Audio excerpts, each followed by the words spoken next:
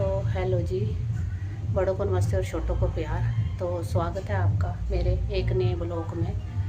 तो अभी सुबह के 11 बज रहे हैं। तो मेरे पास ना आलू की 2 बोरियां पड़ी थी, तो मैंने सोचा कि वो ना पापड़ बनाए जाए।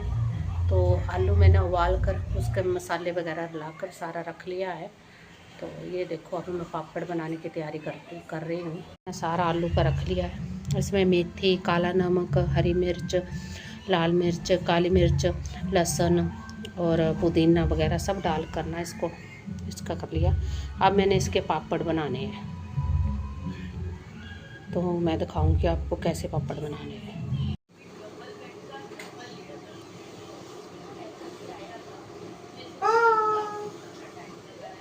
ओ ले ऑन कर लिया, मैं तो बंद करते था। करे होगी गुड़िया ना कर दी बंदे, ऑन भी कर लेंदी है। तो ये जो हम आलू के पापड़ बना रहे हैं ना, तो इसमें मैंने आलू को तेल नहीं लगाया हुआ है। तेल लगाकर अच्छे बनते हैं, पर लेकिन बाद में बदबू वगैरह फैल जाती है, ऐसे स्मेल आने लग पड़ती है तेल से। तो फिर मैंने ऐसे ही इसको चिपकन लगता है लिया मत तेल। यहाँ पे इधर बना देखा भला, वैसे उतना बन गया तो करेंगे। देखो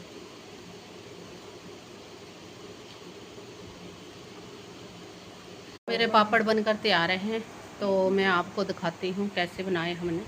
पापड़ बनकर तैयार है।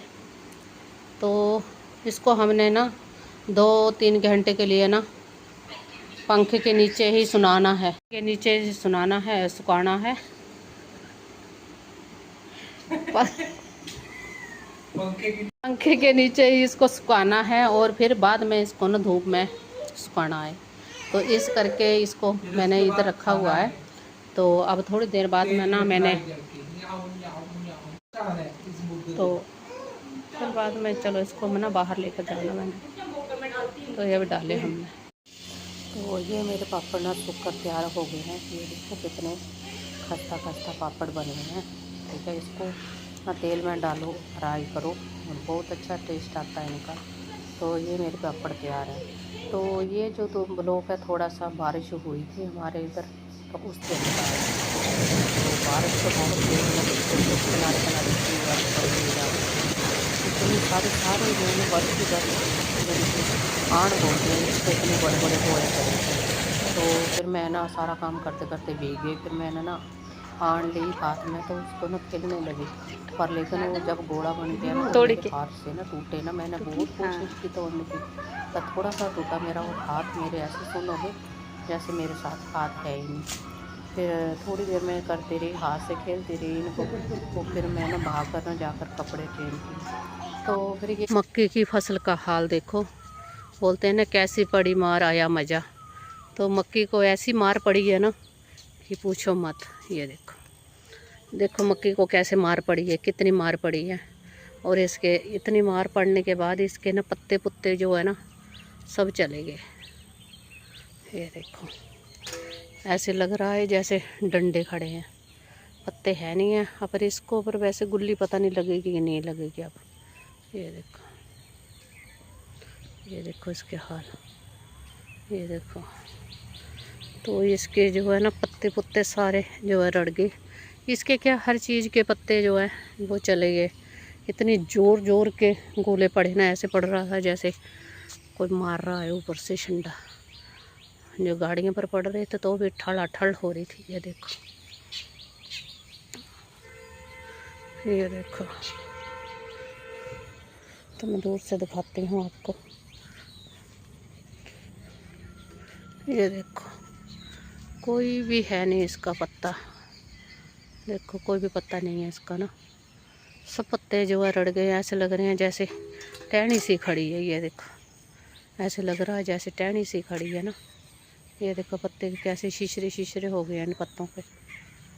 सारे पत्ते से जो रड़ गए थे, यहाँ तक कि मिर्चें क्या, हर चीज़। तो फिर ये शाम की गुड्डू की सैर। तो गुड्डू को ना बोकर में लेकर ना घुमा रही थी। तो साथ में ना वीडियो थोड़ी सी बनाई, थोड़ा सा शूट किया था, ज़्यादा नहीं किया। तो कितनी खुश थी। तो फिर मैं इसको लेकर गई थी घूमने के लिए। तो ये इधर किनारे किनारे ना जो फसल है ना लगाई हुई, इसके किनारे किनारे लेकर जा रही थी गौरी मैं। यानी कि हमारा जो रास्ता ना बहुत अच्छा पक्का बना हुआ है। तो बस इसको फिर मैं घुमा रही थी। तो फिर बस ये इसकी मम्मी तो घर पर चली आई थी, मैं अकेले घुमा रही थी इसको। तो ये देखो कितनी खुश है। हाँ सर, ये तो बाहर घूमने में मैं बहुत खुश रहती है। ये देखो। तो बस फिर मैं इसको ना फिर वापस घर लेकर आ गई। दिखाती हूँ आपको कि बारिश पड़ने के बाद जो पत्ते थे वो सारे रड़ गए थे। तो अब थोड़े थोड़े पत्ते जो आने लगे हैं, अब दोबारा थोड़े थोड़े फ्रासबीन में पत्ते आने लगे हैं। तो इसमें जो कूर वगैरह जो आने लगा है फ्रासबीन का।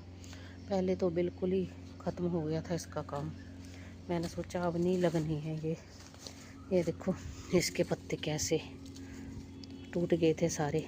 अब इसको नए नए पत्ते, ये देखो पत्ते भी आने लग पड़े और फ्रासबीन भी थोड़ी लगने लग पड़ी है। ये देखो, ये तो इसका इतना बुरा हाल था ना, इसमें जन के दोबारा फ्रासबीन अंकुर आने लग पड़े फूल।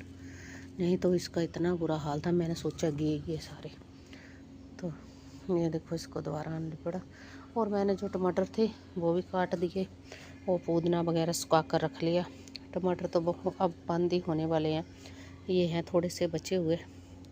बाकी भाई हमने टमाटर तो आपको देखे हुए, हमने टमाटर कम से कम को 15-16 किलो टमाटर अपने टमाटरों से खाए।